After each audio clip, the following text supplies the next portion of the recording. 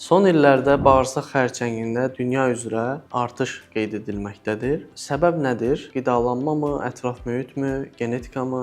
Gəlin bu xəstəliyin pərdə arxasına enək və səbəblərinə bir-bir göz gəzdirək. İlk növbədə həyat tərzi dəyişikliklərinə baxmaq lazımdır. Son illərdə keçmişlə müqayisədə çox passiv bir həyat tərzi yaşamaqdayıq. Evdə, ofisdə, maşında oturaq həyat tərzi keçiririk və müasir texnologiya üzündən hərəkət qısıtlaması yaşayırıq. Və bu da bağırsaq xərçəngində artış səbəblərindən biridir. İkinci növbədə isə qidalanmadır əsas səbəblərdən biri. Qırmızı ətin çox istifadə edilməsi, işlənmiş ətlərin istifadəsi, konservlərin istifadəsi bağırsaq xərçəngi riskini artırır. Bundan başqa lifli qidaların, yəni meyvə-tərəvəzin az istifadəsi də bağırsaq hərəkətlərini yavaşladaraq kanserogen qidaların, kanserogen maddələrin bağırsaqda uzun müddətli qalmasına səbəb olur və dolayısı yolla xərçəng riskini artırır. Siqaret və alkoqol istifadəsi də bağırsaq xərçəngi riskini artıran səbəblər arasındadır. Stress və yuxu pozğunluğu da